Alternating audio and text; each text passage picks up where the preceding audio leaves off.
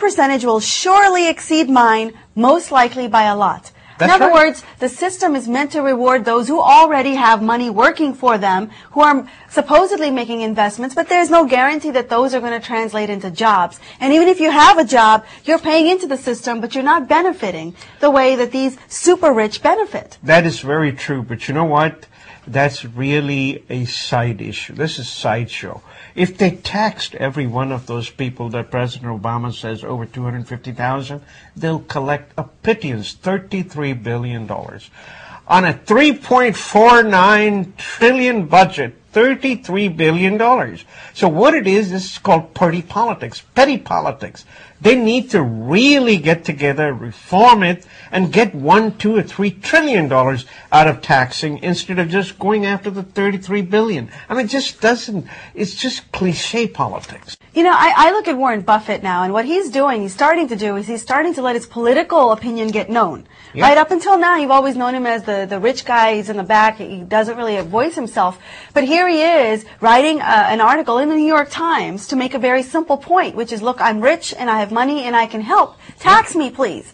I want to join his political party. I want to know when he's going to start something, because that's the mindset a lot of Americans have, which is, look, we want to help, but not if you're going to create an unfair system, which doesn't work for the majority.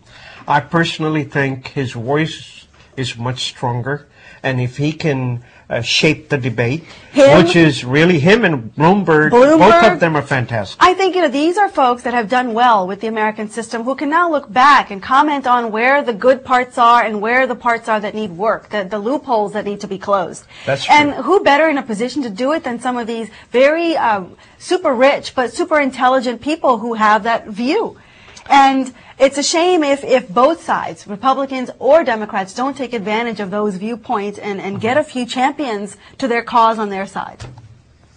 I agree with you. Hope they do it soon. I hope so, too.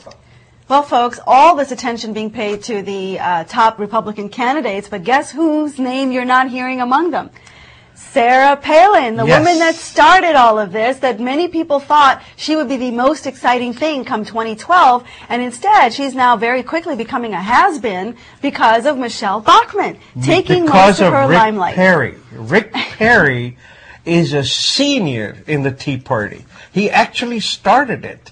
So Sarah Palin is a second fiddle to him. That's correct. I mean, I would say that is true. He's certainly going to take some of the space and probably appeal to the same audience that Sarah Palin appeals to. But as far as being a woman on the scene with charisma, sort of taking the whole political stage by storm, Sarah Palin lasted, and her 15 minutes of fame might just be up. At least that's what this author is saying. Eventually, when a tease goes on too long, fascination morphs into boredom. I mean, that was pretty harsh in regards to Sarah Palin. I think the problem is Sarah Palin really doesn't have a structured approach towards going after these things.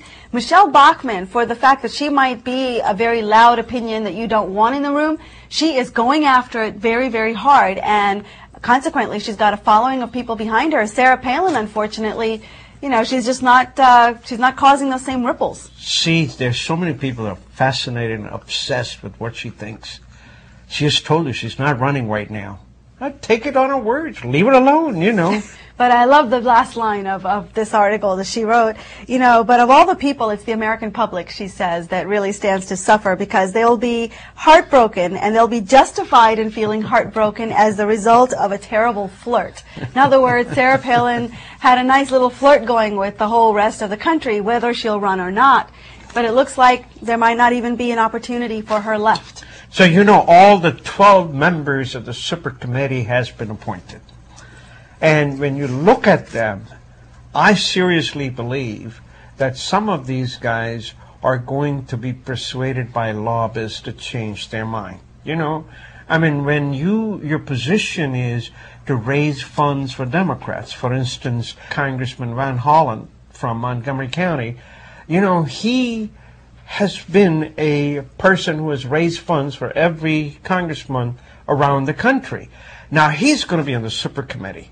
John Kerry's another one who's a rainmaker. Again, a super committee he's going to be approached by the lobbyist. Folks, I want to tell you, there's going to be such a great big fight. I have a feeling this is going to go to the automatic 1.3 trillion cuts. You think so? Oh, yeah, absolutely. I don't think it can afford to go there because, again, if Standard & Poor's just downgraded us because of the fact that our political process is broken to the point where we can't arrive at quick decisions, can't surge the country forward in a decisive manner, we're quibbling to the very nth hour on everything, how is that going to help our credit rating in the long run? It is we would not just going to repeat help. the drama again 6 months from now. It is, because everybody's playing party politics. How can we can't afford to keep playing party politics? That's the part that amazes me. After seeing the kind of anger come out from the American public through these social media outlets, I don't see how these 12 can go back and do the same old politics. I think if that happens, the American public will be frustrated enough to start holding protests with something which we have not done. There was an article in the Outlook section of the Post about how the people have not yet energized and created organizations yet to protest. Yet we're seeing protests in Europe, in Africa, in Asia. We haven't seen them here, but the angst is building. So if this does not happen, I think you're going to start to see some protests occur. I hope so, because I really believe that these guys just use cliche. They don't use the numbers. In fact, Washington Post this past week said, hey guys, you're going to be running for the President of the United States, and goes to Barack Obama too. Hey, give us numbers. Tell us exactly where you're going to cut, how you're going to cut, what's your plan.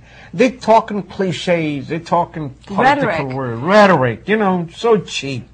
As I always said, words are so cheap. They need to put it up. But Bloomberg is predicting that the super lobbyists are going to be at the super committee.